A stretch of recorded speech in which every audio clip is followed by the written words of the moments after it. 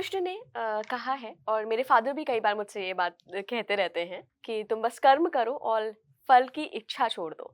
तो एक human being के लिए, मैं भी यहाँ बिल्कुल नॉर्मल ह्यूमन बीइंग की बात कर रही हूँ, हम उसको कैसे कह सकते हैं? अदरवाइज तो उसका मोटिवेशन खत्म हो जाएगा। बिकॉज हम चाहते तो एट लास्ट यही है ना कि हम जो कर्म कर रहे हैं उसका फल भी किसी ना किसी रूप में हमें मिले। नॉट मनी, इनफैक्ट अगर आप चाह रहे हैं कि आप बहुत लंबा चल के जा रहे हैं, बहुत लंबी वॉक कर रहे हैं और आप लगातार कंसिस्टेंसी से कर रहे हैं, तो एट लास्ट आपका बॉडी फिट हो, आपका इम्यून सिस्टम अच्छा रहे, आप हेल्दी हो जाएं, तो वो वाला कॉन्सेप्ट मैं थोड़ा सा समझना चाहती हूँ। नहीं, ठीक है, अच्छा है। इस क्वेश्चन में सभी को कंफ्यूजन है। कर्म करो, फल की इच्छा मत करो। बिना फल के कर्म कैसे करें भाई? बिल्कुल। हाँ? एक तो इसमें तो इतना जोक भी बना है। एक दिन सोनू की बात बताता हूँ आपको। सोनू एक बार मंदिर गया, भगवान से बोला, भगवान मेरी नौकरी लगवा दो। क्या बोले? भगवान मेरी नौकरी लगवा दो। तो भगवान ने बोला, खाली हाथ आए हो, कुछ केला सेब नारियल कुछ लेके आए हो। सोनू होता है, भगवान आप कर्म करो, फल की इच्छा मत करो। है कि नहीं? अब देखो, मतलब ये है, कहने के लिए जोक है ना, चुटकुला है। क्यों है? क्योंकि इस श्लोक की समझ नहीं बिल्ड हो रही है। इस श्लोक का अर्थ समझ में नहीं आ रहा है। इस श्लोक का अर्थ क्या? आपने फॉर एग्जाम्पल पूरा साल मेहनत करी, ईमानदारी से मेहनत करी, और साल के आखिरी में आपका बॉस आपको बोल रहा था कर्म करो, फल की इच्छा मत करो, अप्रेजल के टाइम पे आपको टेंशन हो गया भाई। सो इट इज मिसअंडरस्टूड श्लोक का। मैं सबसे कहना चाहता हूँ, रियल एसेंस क्या है? कृष्ण कहते हैं दो प्रकार के एफर्ट होते हैं, एक होता है एफर्ट विद वरी, एक होता है एफर्ट विदाउट वरी। कर्म करो, फल का बहुत चिंतन मत करो, वो effort without worry, effort with worry नहीं। WOW, विद और विदाउट। रिजल्ट मिलेगा तो भी करूंगा, नहीं मिलेगा तो भी करूंगा, इतना कंसिस्टेंट रहने वाला हूँ। जब ये हो जाता है, इसकी कंसिस्टेंसी आती है, तो रिजल्ट गोल नहीं आउटकम होता है। मैं आपको समझाता हूँ, थोड़ा और इजी करता हूँ। चिंता युक्त वर्सेस चिंता मुक्त। एफर्ट विद वरी चिंता युक्त, एफर्ट विदाउट वरी चिंता मुक्त। भगवान वो साइकोलॉजी दे रहे हैं आपको, इतनी बड़ी पावरफुल साइकोलॉजी है। इसको ऐसे समझो कि काम करते वक्त अगर फल की चिंता करता रहे, तो उसके काम के एफर्ट में कुछ परसेंटेज जो डिस्ट्रैक्शन में चला गया, वो तो रिड्यूस हो जाएगा। इसको ऐसे समझो कि क्वालिटी ऑफ एफर्ट आपकी डाउन हो जाएगी। काम करते वक्त काम की उत्तमता की चिंता करना, काम की उत्तमता की चर्चा, कितना उत्तम है, that is effort without worry. इसको ऐसे समझो आप कि 100% एनर्जी अगर एफर्ट में इन्वेस्ट हो गई, और आने वाले उसके बदले में क्या मिलेगा, तो आपका रिजल्ट अपने आप। अगला श्लोक भी बताता हूँ, इतना ही नहीं, जो आपने बोला वो 247 है, अगला 2.48। वहां भगवान कहते हैं योगस्थ कुरु कर्माणि संगस् त्यक्त्वा धनंजय सिद्धि असिद्धि, सिद्धि असिद्धि समो भूत्वा समत्वम योग उच्यते। सिद्धि मिले असिद्धि मिले, समो भूत्वा समत्वम योग उच्यते। यानी कि आप जब वो समानता ले आते हैं कि सिद्धि हो या नहीं हो। मैं इसको ऐसे समझाता हूँ, 4 प्रकार के लोग हो गए। एक होगा कंसिस्टेंट इन एक्शन। कोई भी हो, हम काम करते नहीं भैया, मजे मार, उस वो है 0 आउट ऑफ 100। उसके ऊपर चलोगे तो इनकंसिस्टेंट एक्शन। इनकंसिस्टेंट एक्शन का एक्शन लूंगा, मिलेगा तो लूंगा ना, कुछ नहीं मिलेगा तो नहीं लूंगा। बिल्कुल कंसिस्टेंट एक्शन नहीं है, इनकंसिस्टेंट एक्शन। 33 आउट ऑफ 100 देते हैं इसको, पासिंग मार्क्स है। Inconsistent action. इसके आगे है अफेक्टेड कंसिस्टेंट एक्शन। काम तो करता रहूंगा, पर साथ साथ रोना धोना भी मचा के रखूंगा। काम नहीं छोड़ूंगा, लेकिन रोता रहूंगा हर साथ। वो क्या है? अफेक्टेड कंसिस्टेंट एक्शन, मतलब किल किल किल किल किल किल। कभी कभी अपने सरकारी एम्प्लॉय देखे होंगे, काम भी करते रहेंगे साथ साथ, जिंदगी बेकार है, वो भी साथ में लगे रहेंगे। वैसे ऐसा होता नहीं है, मेरे हस्बैंड खुद सरकारी बधाई अफसर हो ही उनको, हैं। क्योंकि आपके साथ है, बहुत अच्छी बात है। आपके साथ है, बहुत अच्छी बात हम है। लोगों से आई थिंक बहुत ज्यादा काम करते हैं वो। रोते भी नहीं है। फैंटास्टिक। लेकिन बहुत बार ऐसा होता है अफेक्टेड कंसिस्टेंट एक्शन। ये कौन से होते हैं? ये रोते भी रहेंगे, काम भी करते रहेंगे, रोते भी रहेंगे, काम भी करते रहेंगे। घर में भी हो जाता है, पति पत्नी के बीच में भी बहुत हो जाता है। मैं रोटी बनाऊंगी भी, लेकिन रोऊंगी भी, बनाना पड़ रहा है। तो आप ये रो मेरे रहे साथ है। तो आपको देखो, आपको नहीं मैं बोलूंगा, पर ये स्टेज को हम पिछले को 33 दिया, इसको 66 आउट ऑफ 100। अच्छा, 100 आउट ऑफ 100 कौन सा है? Unaffected consistent action. डिस्टर्ब नहीं होगा और कंसिस्टेंट एक्शन करता रहूंगा, वो समझा रहे हैं भगवान। क्या 4 स्टेजेस हो गए, रिवाइज कर लेते हैं।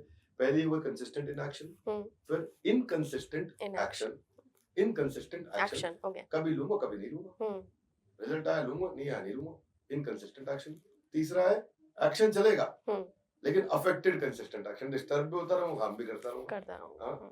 मैं छोड़ूंगी नहीं इस पति को, पति भी जो भी है, पत्नी झगड़ा भी करूंगा, सारा दिन होगा झगड़ा, लेकिन रहना साथ में ही है।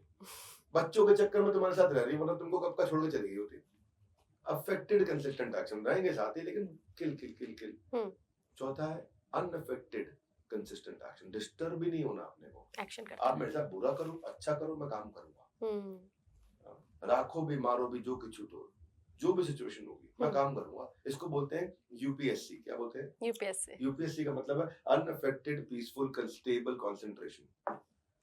अनअफेक्टेड, मेरे को कोई इफेक्ट नहीं पड़ रहा, पीसफुल स्टेबल कंसंट्रेशन, इधर और इधर डिस्टर्ब नहीं हो रहा, और स्टेबल कंसंट्रेशन। यूपीएससी एग्जाम के बच्चे तैयारी करते हैं, कई बार ऐसा होता है बूढ़े माँ बाप का टेक केयर करते हुए भी हम 66 आउट ऑफ 100 में रहते हैं। कैसे? Inconsistent action. समझ आता हूँ।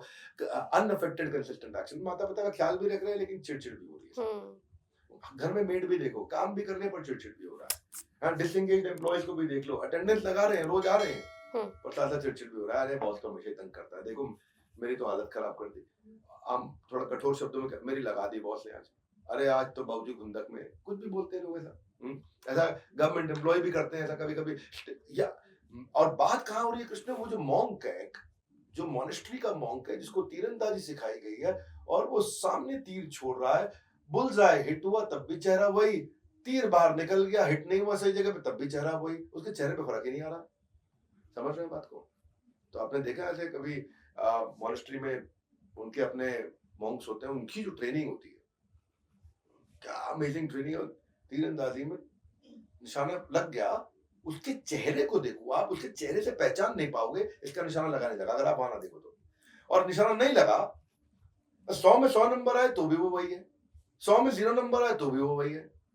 वो जो stage mental peace, unaffected peaceful stable concentration build कर लेगा, वो है ये दूसरे अध्याय का 47वां श्लोक। सक्सेस हो या failure, always remain same, that's the only way to reduce your pain. Unaffected peaceful stable concentration. Shabari इतने साल तक वेट करती रही, इतने साल तक वेट करती रही, प्रभु राम आएंगे, प्रभु। ऋषि मातुंगा जब उनका देहांत होने वाला था तो उन्होंने उनको आशीर्वाद दिया था कि भगवान राम तुम्हारे को दर्शन देने आएंगे। और ये क्या करती थी? रोज सड़क साफ करती थी, रोज आरती की थाली लगाती थी, और रोज सड़क को फूलों से सजाती थी, और रोज सड़क साफ करती, रोज आरती की थाली लगाती, रोज फूलों को बिछाती, रोज सड़क साफ करती, रोज आरती की थाली लगाती, रोज फूलों को। आज प्रभु राम आएंगे, प्रभु राम आएंगे, प्रभु राम आएंगे, सालों साल निकल गए। राम ने बोलती है क्यों करूं? नहीं बोला, लेकिन नहीं बोला। Unaffected peaceful stable concentration. ये उस जमाने तैयार करते थे, 40 साल लगे, और 40 साल के बाद एक दिन दोनों चलते हुए आए, प्रभु राम और लक्ष्मण, और साथ में आए, और रोते हुए उन्होंने उनको घर में इनवाइट किया, और उसके बाद जब झूठे बेर खिलाए तो भगवान ने खाए। झूठे बेर जिन्हें स्वयं श्री राम की स्वीकृति मिली। भगवान को झूठा नहीं खिलाते, भगवान का झूठा खाते हैं, उसको प्रसाद बोलते हैं। भगवान को भोग लगा के खाते हैं, खुद को भोग लगा हुआ भगवान को नहीं खिलाते। लेकिन भगवान आपके प्रेम से इतना बंध जाते हैं कि माता यशोदा भी रस्सी से बांध करके भगवान कृष्ण को उखल के साथ में दामोदर लीला कर सकती हैं, क्योंकि भगवान प्रेम में बनने को तैयार है। ये उदाहरण है अनअफेक्टेड पीसफुल स्टेबल कंसंट्रेशन का। पर्पस था भगवान राम के दर्शन चाहिए, पर्पस को पकड़ के रखना है। रिजल्ट क्या था? भगवान आए भगवान नहीं आए, भगवान आए भगवान नहीं आए। पर्पस को पकड़ना है, रिजल्ट को नहीं पकड़ना। ये भगवान बता रहे हैं। रिजल्ट क्या है? भगवान आए भगवान नहीं आए, भगवान आए भगवान नहीं। बोले मुझे इससे फर्क नहीं पड़ता, भगवान के दर्शन चाहिए। लेकिन हम फेलियर से भी तो डरते हैं। पर इसलिए डरते हैं क्योंकि ये समझ नहीं है, ज्ञान नहीं है। क्योंकि हमारे we get attached to results, और अटैचमेंट ही आप देखेंगे ना, expectation is directly proportional to frustration. जितनी मात्रा में एक्सपेक्टेशन उतनी मात्रा में frustration, right. Gratitude is inversely proportional to frustration. जितना ग्रैटिट्यूड उतना फ्रस्ट्रेशन कम। तो इसलिए यही प्रश्न का उत्तर है, ये इस श्लोक में ही सब पूरे संसार का उत्तर